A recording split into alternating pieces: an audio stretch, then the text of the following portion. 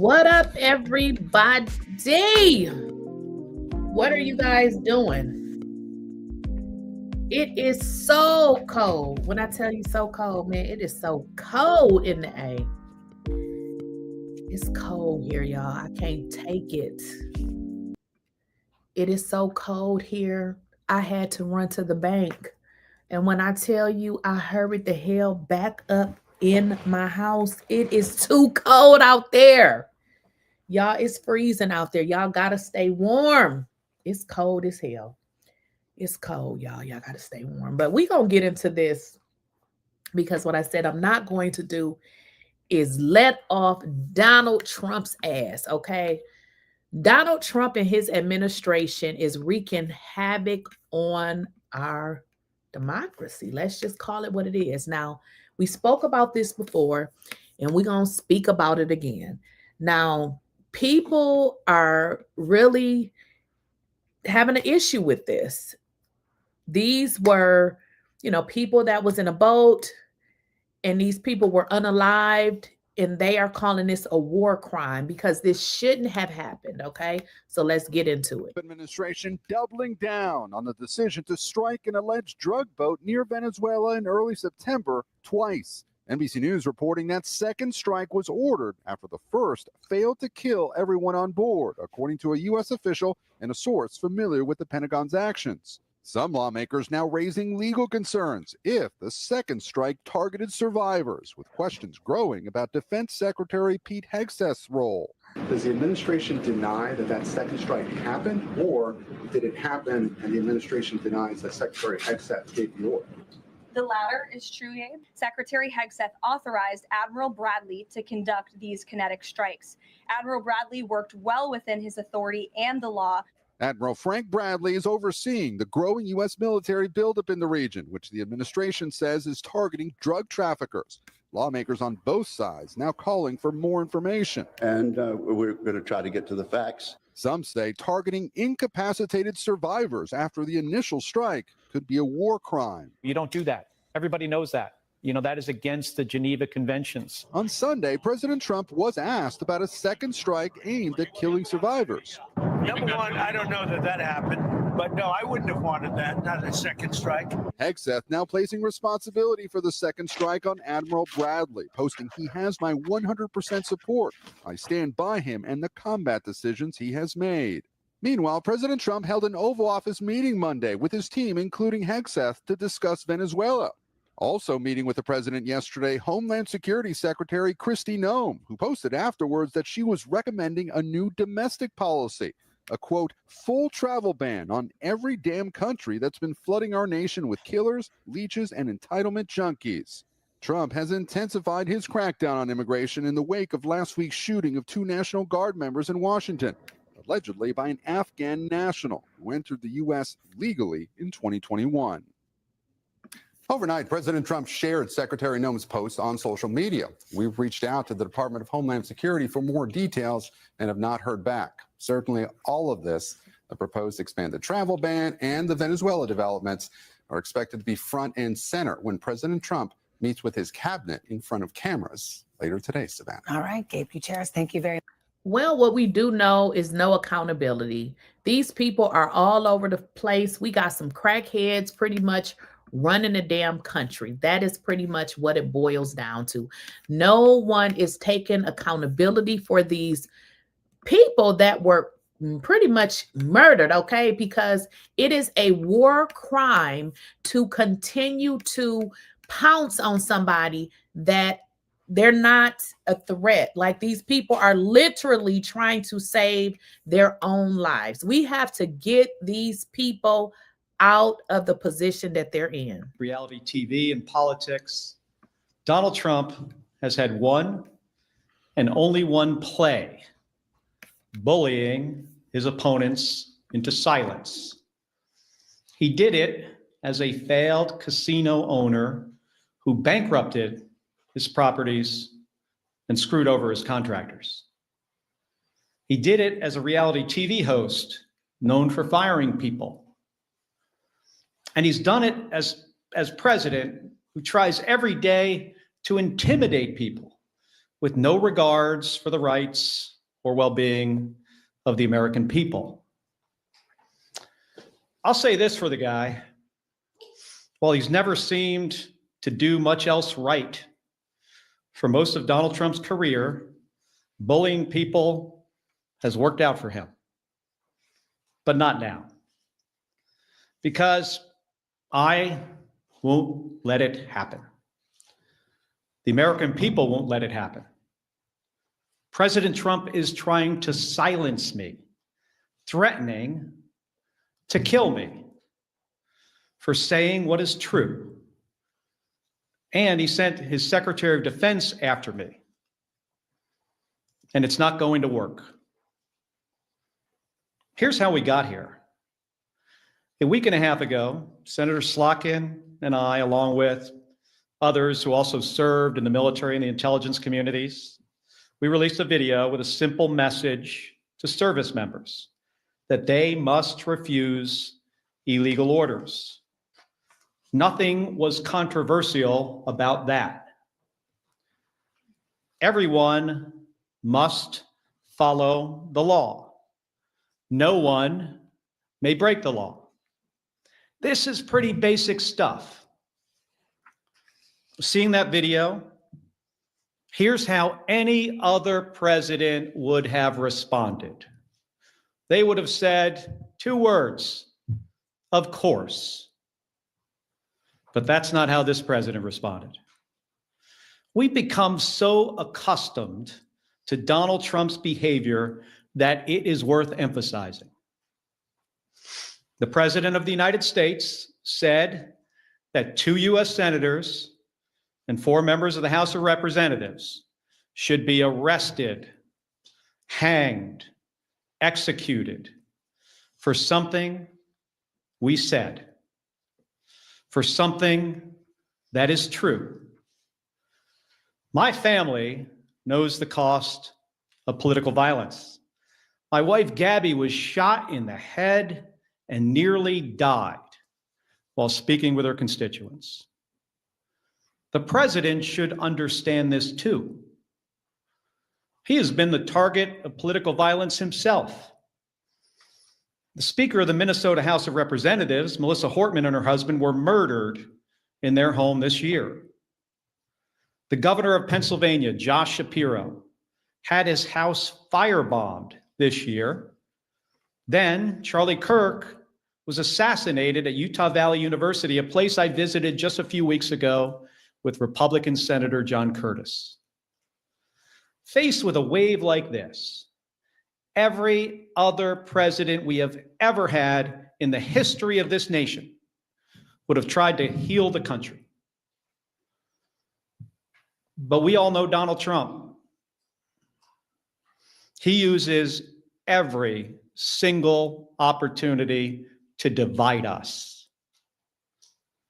And that's dangerous. The president's words carry tremendous weight. People listen to him. And he knows that. And that's exactly why he does what he does. He makes these threats to silence people. And if that doesn't work, he abuses his power to intimidate people. And with the consent of Republicans in the United States Senate, he has surrounded himself with people like the Secretary of Defense, Pete Hegseth, who will do whatever he says with no question, no matter what. Trump and Hegseth, they care more about publicity than they do about the rule of law. That's how I ended up finding out via a tweet that the Secretary of Defense was ordering an investigation into me. The same Secretary of Defense who has, from the moment he was nominated, has been historically unqualified for this position. The same Secretary of Defense who is reported to have ordered a second strike to kill shipwreck survivors in the Caribbean. If there is anyone who needs to answer questions in public and under oath, it is Pete Hegseth.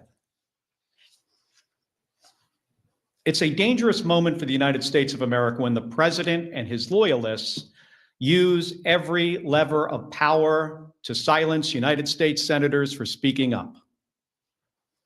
But we all know that this isn't about me, and it's not about the others in that video. They're trying to send a message to retired service members, to government employees, to members of the military, to elected officials, and to all Americans who are thinking about speaking up. You better keep your mouth shut or else. This has been a singular focus of President Trump's second term. Not addressing costs, not creating jobs, intimidating people, and going after the people he views as his political opponents. He's done it to companies. You better write a check to build my ballroom, or I might not approve your merger. He's done it with universities. You better fire your president, or I'll pull your research funding. He's even done it to late night hosts. You better not make jokes that I do not like, or I'll get you taken off the air, and I'm going to take your company's broadcast license. And he does it every week with Republicans in the House and the Senate. You better toe the party line, or I'll make sure you never get reelected. Folks, this comes at a cost. And not only to American companies, colleges, and comedians. It damages every American's freedom of speech and the balance of powers that form the foundation of our democracy. Because when Republicans in Congress are too afraid to disagree with this president, it means that his bad ideas go unchallenged. He has slapped reckless tariffs on countries across the globe, skyrocketing the cost of everything from groceries to school supplies. Republicans historically, well, at least a year ago, they hated tariffs. But when it comes to voting to undo them, they are too afraid of Donald Trump. So Americans pay more for just about everything because of spineless politicians. It's the same with healthcare costs. There are Republicans in the House and the Senate who really want to do something to prevent these healthcare premiums from spiking for millions of Americans. The solutions are simple, but President Trump says he doesn't want to. So nothing happens. Nothing except a government shutdown. It goes on and on. The president has gone too far. Everybody needs to wake up. The occupant of the Oval Office is ignorant to the Constitution and has no regard for the rule of law.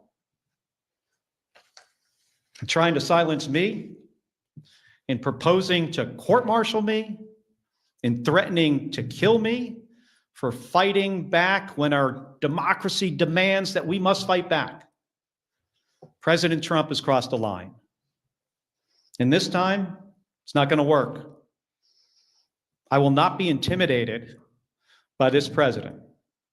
I am not going to be silenced by this president or the people around him, because I've given too much in service to this country to back down to this guy.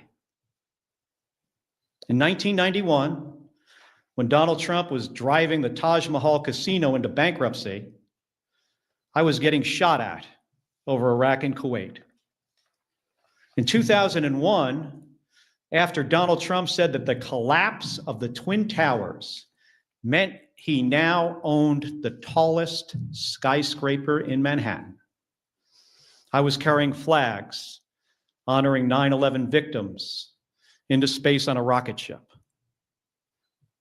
In 2003, when Donald Trump was writing birthday greetings to the monster Jeffrey Epstein, I was the first on the scene to recover the bodies of my fellow astronauts who died when Space Shuttle Columbia exploded during re-entry. In 2011, when Trump was hosting a reality show and peddling conspiracy theories against President Barack Obama, I was sitting next to my wife's hospital bed as she recovered from a gunshot wound to the head. My point is this: I've been through a lot worse in service to my country. The president and Pete Hegseth are not going to silence me. They aren't going to keep me from speaking out, and they're not going to keep me from doing my job. Enough of the bullying, enough of the intimidation, enough of the threats, enough of your nonsense. Doesn't help anyone in our country afford their groceries or pay their medical bills. And it erodes the rights of every American. My job is to fight for them, to stand up for the Constitution, and nothing is going to stop me from doing my job. Thank you, and I'll take some questions. Hold on a second. Give me that folder there. Just sit this down here. Can you, I know it's Manu from CNN, but for everybody, just starting with you, just say who you are, what station. The White House said today that Admiral Bradley gave the order for that second strike on the Venezuelan boat. They also said this was a lawful strike. Yesterday, you said the second strike could be a war crime. Do you think that Bradley committed a war? Let me just start, Manu, by saying that there needs to be an investigation.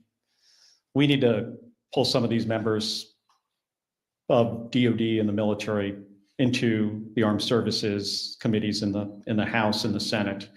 That's what the White House is saying. I hope what has been reported is not accurate. I revere members of the United States Navy, especially special operators, Navy SEALs. These are the most highly trained, individuals in our military. I have deep, deep respect for them. So I hope what we are hearing is not accurate. I will say though, as somebody who has sunk 2 ships myself, that folks in the military need to understand, the law of the sea, the Geneva Conventions, what the law says. And I'm concerned that if there were, in fact, as reported, survivors, clinging to a damaged vessel, that could be, over a line. I hope it's not the case. I truly do. Should Admiral Bradley resisted that order? Again, I am, not sure of all the facts yet. I don't want to prejudge before we have all the information. I think it's important for there to be an investigation. The inspectors general of DOD needs to investigate this. Unfortunately, an unqualified Secretary of Defense fired a bunch of them and got rid of a bunch of lawyers. I mean, Pete Hegseth, do I have a lot of confidence in DOD? Well, hopefully we have, inspectors general there that will be doing an impartial investigation. I think we should wait for the results of those investigations. Regarding this press conference, the investigation into your actions, have you spoken with DOD or DOJ or anyone? Have there been any conversations, any interviews yet? Like I said in my remarks, I was notified of a potential court-martial through a tweet by the Secretary of Defense. I mean, think about that for a second. How ludicrous is that? That's the only notification that we have received to date. And I think that says a lot about who Pete Hegseth is and what he cares about. He doesn't care about the law. He doesn't care about process. He doesn't care about accountability. He cares about views on his Twitter account. And that's a big problem. I mean, I want to ask you guys this question. Have you ever in the history of our country seen a less qualified or less professional Secretary of Defense? I cannot think of one. Yeah. Senator Kelly, Nathaniel Reeves, News. Are you concerned about threats on your life? Have you stepped up your personal security and, of course, the security of your wife? Hey, I'm no stranger. Gabby and I are no stranger to political violence. We get a lot of threats already. She continues to get threats. She gets threats on her life, more so today because what Donald Trump said about me 10 days ago, that I should be hanged, that I should be executed. The threats on us have obviously gone up. I'm not going to get into details about my personal security. We take these threats very seriously. And I take, the threats from this president seriously. How many times in our country's history have you heard a president of the United States say that members of the Senate and the House should be hanged and executed? I mean, I can't think of one. Those words carry a lot of weight. The number of threatening calls that we get into our office have skyrocketed. And they were very graphic. I mean, some of them were put, not from my office, but another member put them out there for people to hear.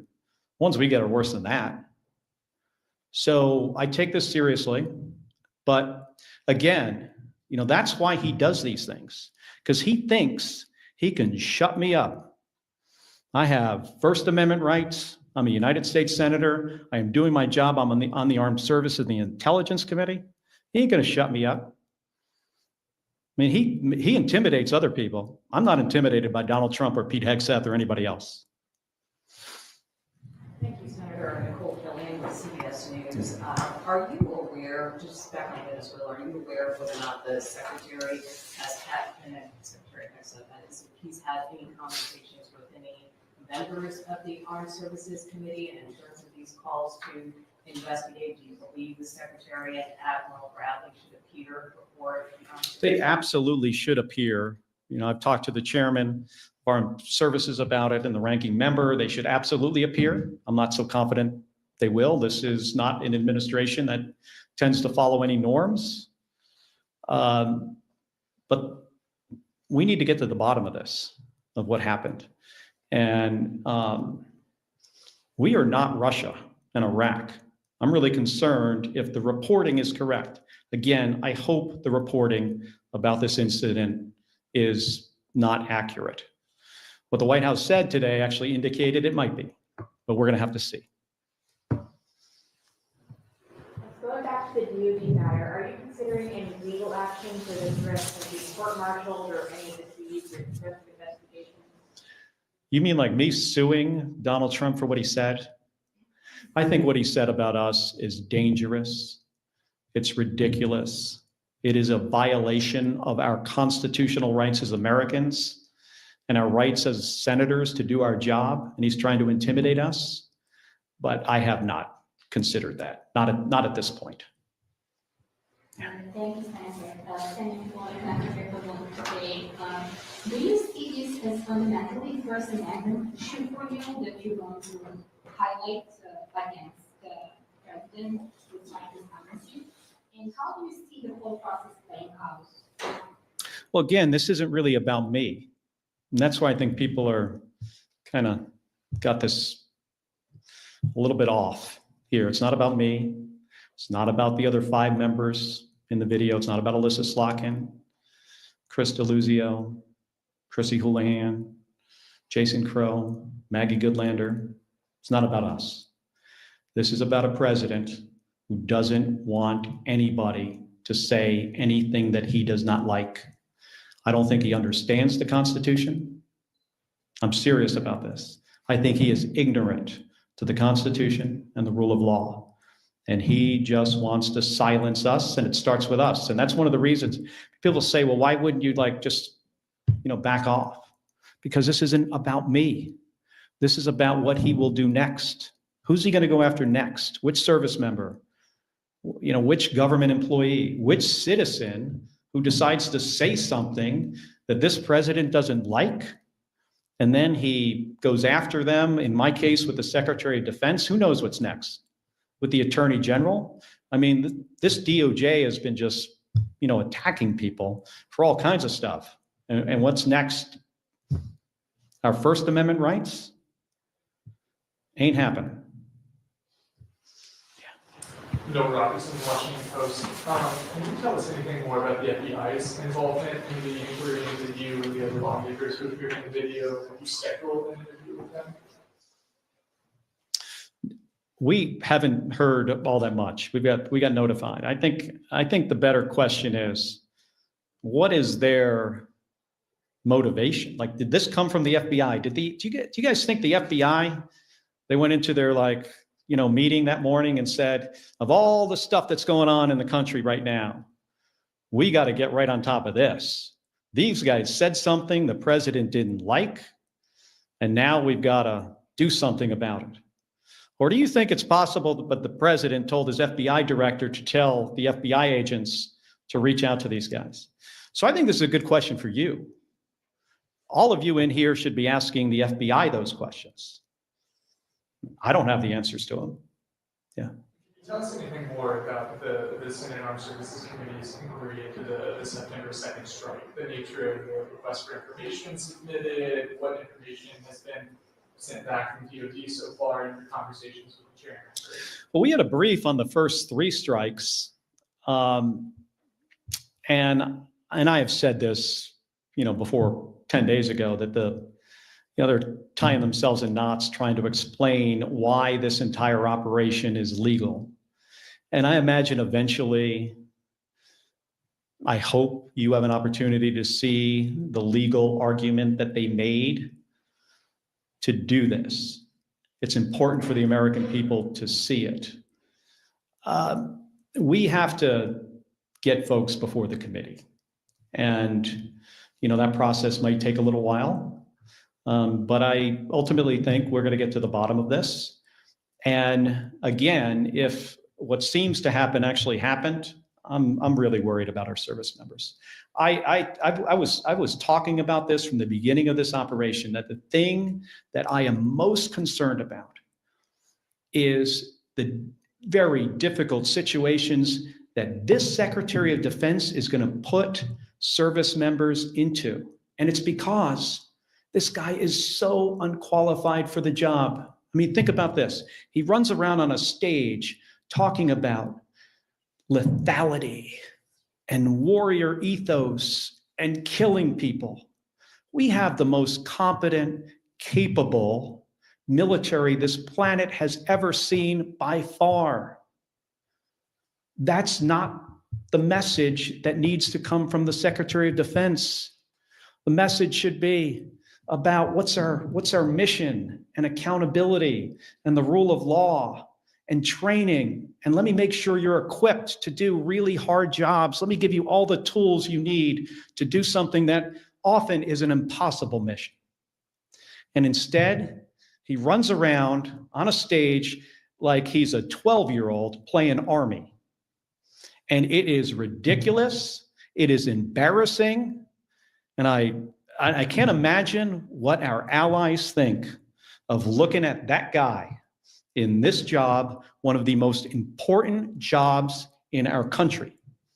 In my view, after the President of the United States, it is the next most important job. He is in the National Command Authority for Nuclear Weapons. And last night, he's putting out on the internet turtles with rocket-propelled grenades. Have you seen this? This is the Secretary of Defense. This is not a serious person. He should have been fired after Signalgate. And then every single day after that. Alex reported ABC News. Just to put a finer point on it, because you were quite vocal about the sort of flimsy legality that was being offered during the briefings, were these sort of strikes that are now in the news what you were making reference to when you posted that video telling members of the military that they needed to feel okay to obey orders that they felt were illegal? Based on who this president is and who the Secretary of Defense is, and specifically things that the president has said in the past and things he was talking about doing in the future. Let me give you an example. 2016, he's talking about something on a debate stage that was clearly illegal. And he was reminded by Brett Baer from Fox News that that would be an illegal order. Military won't do that. You know what the president's response was to that? The military will not refuse my orders, implying that even if they are illegal, they will not refuse them. He's also talked about shooting protesters in the legs. Then he's talking about deploying more troops to American cities and using those cities as training grounds. Do you know what that means? That means using the American people for the military to train on. So we were looking forward to try to head something off at the pass that could have been really, really bad. So it wasn't about this specific thing. Yeah. The NDAA conference report is set to come out later this week, over the weekend, or early next week. In addition to that, you all have not yet conferenced out the defense appropriations bill for the current fiscal year.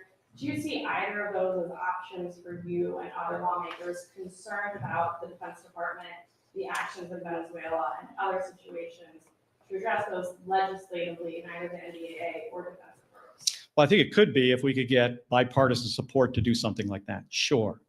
That's sometimes challenging because, remember, my Republican colleagues, not all of them, but most of them, are fearful of this president. They do not want to cross him. They see what just happened to me. I said something that he did not like, and he said, I will be hanged, executed, prosecuted. He doesn't even have the order right. Yeah. Michael Chanel with MS Now. You mentioned earlier that the video was meant to tell service members something that's already law, that they're not required to obey, to act on legal orders. Since it already is the law, and presumably service members are aware of the law, why did the six of you guys feel it was necessary to make the video? Well, I think it's good for people to get a reminder. And we wanted to show that we had their back and we understood the situation they were in. Pretty simple. And we said something that is in the Uniform Code of Military Justice. According to the law of armed combat, we stated something pretty simple. Every service member doesn't hear these reminders as frequently as other service members. So we felt it was important to say under the circumstances. Right here. Thanks. Yeah. Thank you, Senator. Joe Capponi with the Associated Press. When you participated in the video, did you expect that the president would respond? Was that part of your expectation? We did a video before that he did not respond to. I was really surprised that he responded at all. And I thought if he was going to respond, so what I just said when I gave my remarks. I thought he would have said, of course, members of the military shouldn't follow illegal orders. So when he said, I was sitting in the skiff next to Alyssa Slotkin, by the way, when somebody comes in with a little piece of paper and it says, I could see what it said on it as it was handed to her. President just called for your execution. She leaves the room. 5 minutes later, she comes back. She says to me, he's called for your execution too. That was not the response we expected. Two questions. As you say, you're still gathering the facts, still not clear exactly what happened here. But if the Secretary of Defense did issue an order to kill people after on the second strike like this, is that an impeachable offense? Taking apart the numbers in the House, but in theory, is that a potentially impeachable offense to you? And then second, a shift, healthcare. Short time here to figure out what's going to happen in healthcare. Just what's your involvement right now in response to this accident? Well, on the first question, I think that's a question for attorneys. I am not an attorney. I don't pretend to be one. But only senators and House members. That is true. Of course, I do not know the specifics, on that part, of the law about impeachment. And again, let me remind folks that we're in the early days of this. And I think it's important to get all the facts for we to understand exactly what happened. Again, I hope what is being reported is not the case. But there needs to be an investigation, and we are a country of laws. Despite the apparent situation we're in with a president of the United States who, in my opinion, does not respect the law. We're a country of laws. We got to hold people accountable. On the healthcare, situation, we've got some time. I'd like to see a bipartisan solution because millions of my constituents, the people I represent in Arizona, and millions of more people across the country are not going to be able to afford their healthcare. And they're one accident or illness away from bankruptcy. People lose their healthcare, they die. We can fix this. We have time to fix this. We know what to do. But again, doesn't seem the president of the United States wants to do anything on this. If he wants to help the American people, he should engage with the United States Congress on fixing this spiking of premiums, fixing this issue. Have you, Liz Ruskin, Alaska Public Media, have you received messages of support, public or private, from your Republican colleagues? Yes, and some of it's public. Can you tell us a bit about those? Well, some people put out statements. And I got some private calls, which I will not get into. But there are some, you could Google it.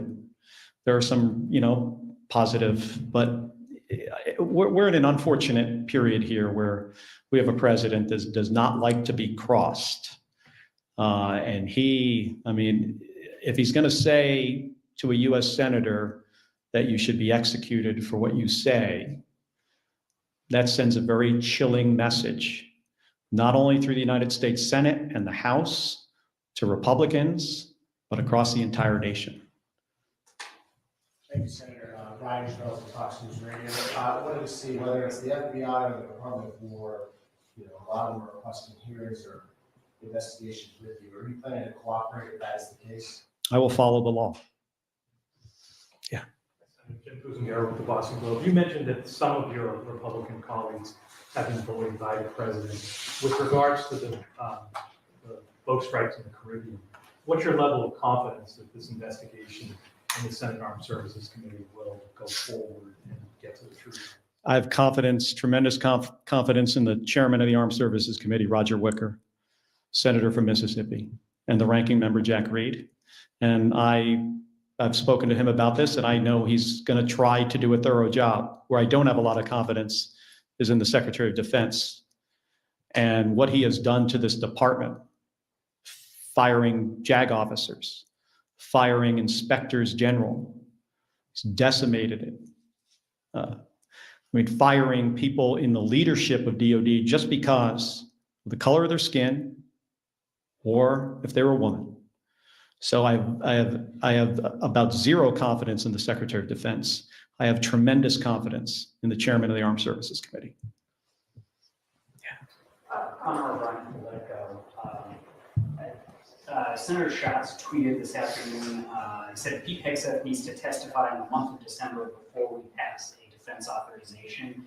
And I'm just curious, as a member of Armed Services, do you agree with that approach? Should Democrats be open to potentially, holding up an EA to leverage testimony, information, whatever in this process? I spent 25 years in the United States Navy. I understand the importance of the defense bill and the programs that we authorize and the changes we make to policy through that piece of legislation.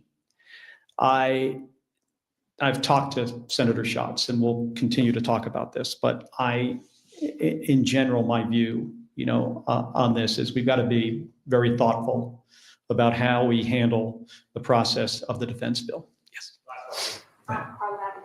Just to clarify, you were not briefed on the double tap of the first strike. None of your briefings have included that. If Hegseth will not testify, will you call on Admiral Halsey of Southcom to come in and testify? And then lastly, on Venezuela, should the United States strike inside Venezuelan territory, do you think that is legal?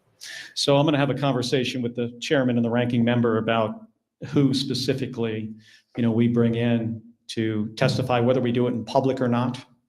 I would generally prefer public hearing. We should probably do both. One in a classified setting, one publicly, so the American people could see. I'm still trying to figure out the justification that Donald Trump has if he was to, conduct kinetic strikes into Venezuela. What's the goal? Why hasn't he communicated this to the American people? That's the job of the president, to lay out a case before we go to war. And if it is about removing Maduro, how do you square that with pardoning Juan Hernandez, who is basically the same guy from a different country, who got sentenced to 45 years in prison, and he's barely been there? He's probably hasn't even gotten settled in yet. And the president's going to release him? Doesn't make any sense. And I'll tell you what, regime change as a policy of the United States generally in our history has not worked out well. Think of South Vietnam. Think of the Bay of Pigs, Iraq and Afghanistan. It results in the deaths of U.S. service members without the intended outcome. And in this case, I don't even think we know the intended outcome. President needs to make a case to the American people when he is about to put thousands of American men and women in harm's way. This is not the way to manage the U.S. military. Hey, I want to thank all of you for spending the time here today. I'm sorry the room is so warm in here, but... And pretty much, y'all, we're talking about, if you just joined and you are probably clueless as to what we're talking about, we are talking about this right here, where this boat was blew up. They said these people were barely, they were trying to survive pretty much. So they were no, targets, or they wasn't any harm to anybody. They were literally holding on for dear life, and then they bombed again, and they just pretty much killed these people. Administration doubling down on the decision to strike an alleged drug boat near Venezuela in early September twice. NBC News reporting that second strike was ordered after the first failed to kill everyone on board, according to a U.S. official and a source familiar with the Pentagon's actions. Some lawmakers now raising legal concerns if the second strike targeted survivors, with questions growing about Defense Secretary Pete Hegseth's role. Does the administration deny that that second strike happened, or did it happen and the administration denies that Secretary Hegseth gave the order? The latter is true, Abe. Secretary Hegseth authorized Admiral Bradley to conduct these kinetic strikes. Admiral Bradley worked well within his authority and the law. Admiral Frank Bradley is overseeing the growing U.S. military buildup in the region, which the administration says is targeting drug traffickers. Lawmakers on both sides now calling for more information. And we're going to try to get to the facts. Some say targeting incapacitated survivors after the initial strike could be a war crime. And that is pretty much where we are, guys. They targeted somebody that was pretty much, it was unnecessary. So basically, that's just like, you saying that you are protecting yourself and you unalived somebody, but the person had no weapon. So this is in fact considered a war crime. Don't do that. Everybody knows that. You know, that is against the Geneva Conventions. On Sunday, President Trump was asked about a second strike aimed at killing survivors. Number one, I don't know that that happened, but no, I wouldn't have wanted that, not a second strike. Hegseth now placing responsibility for the second strike on Admiral Bradley, posting, "He has my 100% support. I stand by him and the combat decisions he has made." Meanwhile, President Trump held an Oval Office meeting Monday with his team, including Hegseth, to discuss Venezuela. Also meeting with the president yesterday, Homeland Security Secretary Kristi Noem, who posted afterwards that she was recommending a new domestic policy, a quote, full travel ban on every damn country that's been flooding our nation with killers, leeches, and entitlement junkies. Trump has intensified his crackdown on immigration in the wake of last week's shooting of 2 National Guard members in Washington, allegedly by an Afghan national who entered the U.S. legally in 2021. Overnight, President Trump shared Secretary Noem's post on social media. We've reached out to the Department of Homeland Security for more details and have not heard back. Sir? Of course we have not heard back. They are not accountable for nothing, right? Let's get into what Pete Hegseth had to say, because this is all about what he did. He is over this Department of War that they gave a whole new name. Why is these things happening? Let's get into it, okay? All right, this morning, Defense Secretary Pete Hegseth very much in the spotlight over growing scrutiny on these questions of the deadly attack in the Caribbean that have raised questions about a possible war crime. Let's talk to CNN Chief Data Analyst Harry Enton. Again, Hegseth is no stranger to controversy here. This is a new round of focus on him for whatever role he may or may not have played. Where does he sit with the American people right now? Yeah, this is not the first time that we have covered Pete Hegseth, and there's a reason why, and that is because he has simply put not been a popular guy in the American electorate. I mean, Pete Hegseth's net favorability in the last year, positive. There have been no polls in which his net favorability has been positive. Every single poll that I could find in the Roper Center archives has his net favorability in the negative. From when Donald Trump first nominated him nearly a year ago or about a year ago to now, every single poll has found that the American people are more likely to dislike than like him. And the first poll that was taken found that the plurality of Americans said that the United States Senate should not confirm him to the post of Secretary of Defense. No polls? No polls. Not 0, 0, 0, 0, 0. All of those, the reputable polls in the Roper Center archive. All right. Is that because people have no interest in Pete Hegseth? No, this is the whole thing, which is that Pete Hegseth, I said at the beginning of this, has been generating so much interest, far more interest than the normal defense secretary. I was just interested in the polls that were asking the popularity rating of recent defense secretaries. There have been at least 10 in terms of Pete Hegseth. There were 0 for Lloyd Austin. Esper had 0. Mad Dog Jim Mattis had only 2. This is extremely unusual for a defense secretary to be generating this much interest, especially when we're not at a time of war. You have to go all the way back to Bob Gates to find this many polls asking about the popularity rating of a defense secretary. And of course, Bob Gates served 4 times as long so far as Pete Hegseth did. And of course, that was during a time of war. Okay, so given this new round of controversy swirling around Pete Hegseth, what are the markets saying about his chances of sticking around? This is, I think, a great chance to use the prediction market odds. Chance to be the first to leave Trump's cabinet. Pete Hegseth, on Friday, it was just 18%.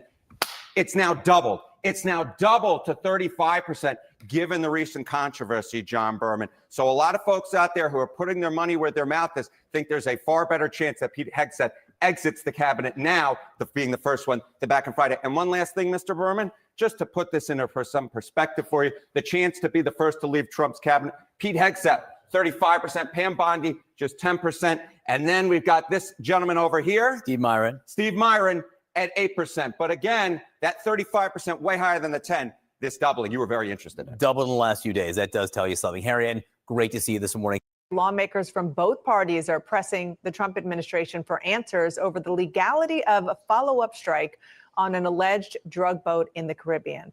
The question is, did the U.S. commit crimes?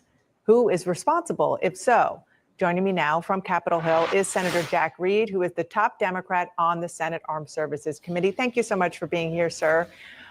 It was really interesting to see over the weekend the statement that came into my inbox from you and the Republican chair of the committee, Senator Roger Wicker, together vowing to investigate these strikes. First, what are you hoping to get? Tapes, transcripts? Well, we've requested previously, both Roger and I, for a whole litany, beginning with the videotapes, going to the after-action reports, the exhorts. Many of them are required by law to be given to the committee, and they've avoided that law. They've ignored it. So we need information because we have to make a judgment of whether this operation is legal, not just the individual strikes, but the whole operation. And then, of course, the attention is now being focused on one of the strikes and the possibility of criminal activity.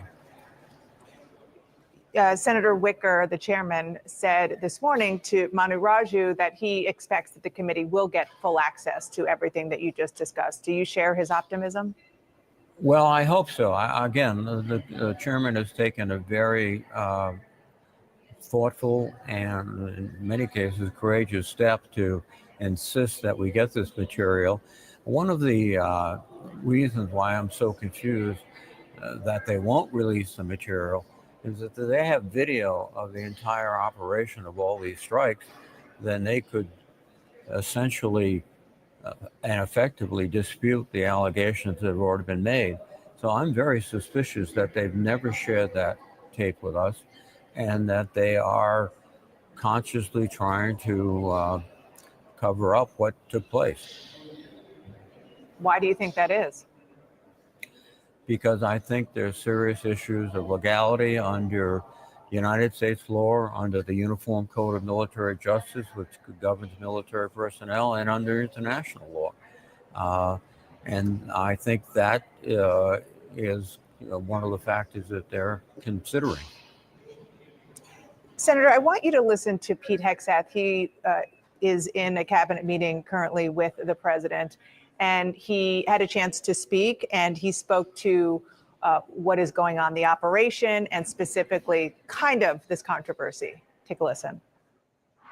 We've only just begun striking narco boats and putting narco terrorists at the bottom of the ocean because they've been poisoning the American people. We've had a bit of a pause because it's hard to find boats to strike right now, which is the entire point, right? Deterrence has to matter, not arrest and hand over and then do it again, the rinse and repeat approach of previous administrations. This is meant to get after that approach. And I will just end by saying, as President Trump always has our back, we always have the back of our commanders who are making decisions in difficult situations. What does that tell you? Well, it tells me that he is still propagating the line that this is a critical and decisive and effective way to stop drugs coming in. And first of all, drug trafficking is a law enforcement issue. We currently have the Coast Guard and others who are operating in the Caribbean, disrupting the trade. That could be enhanced, and rather than spending millions of dollars doing that, they're spending it on military activities. And he forgot to mention that we have a carrier task force group in the Caribbean. We have multiple destroyers. We have a Marine Expeditionary Unit that does not have anything to do with drug interdiction. This is, I think, just an incredibly challenging situation, and the fact that it's bad strategy, it's bad law enforcement, and it could be a serious crime in the law of war. Effectively, what it sounded like he was saying is that the ends justify the means, that there are fewer boats coming because they're scared, because people are getting killed. Well, first of all, let's put it in perspective. Fentanyl is the #1 drug that is killing Americans. It does not come from Venezuela. Right. It This comes is through apparently Mexico. mostly cocaine. This is mostly cocaine. They are a transit point for cocaine shipments. A great many of those shipments go to Europe as well as the United States, and knocking off a speedboat with perhaps a ton of cocaine is not going to decisively disrupt the cocaine trade coming out of Venezuela. More intensive interdiction with increased Coast Guard participation would be a better approach. The other issue, I think, is that one of the factors that drives use in the United States and is demand. And most narco traffickers are not in those boats. They pay people to do that, and usually people are not significantly involved with narco trading. It's the way they make money. Mm-hmm. And rather than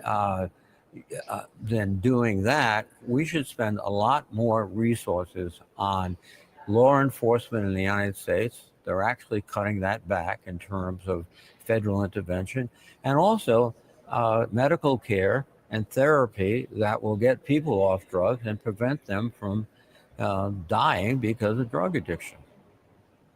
Senator Jack Reed, thank you so much for being here. Please let us know, obviously, as soon as you get those tapes and that information, that you can share it with us, because a lot of people have the questions that you have.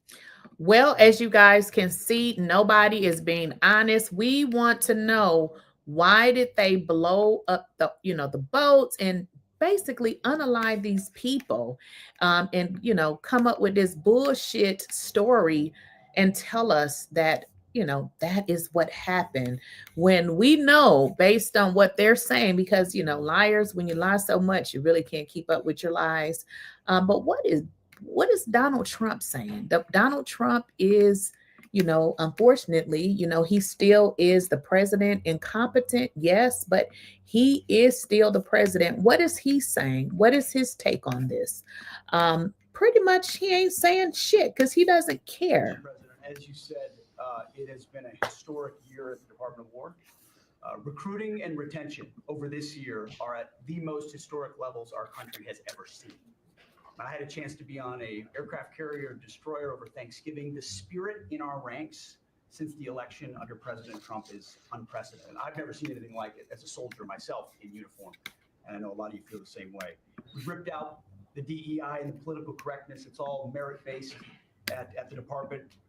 We're getting back to basics: accountability, training, readiness, lethality, and that's reviving that spirit.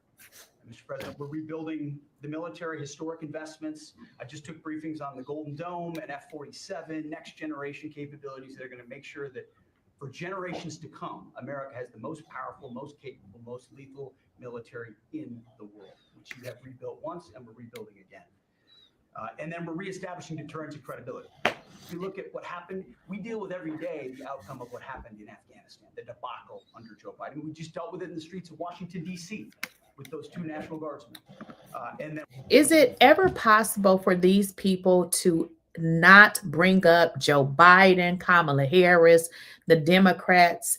Have you ever saw any previous presidents that spent so much of their time talking about the last people? This is how you know that these people are freaking incompetent.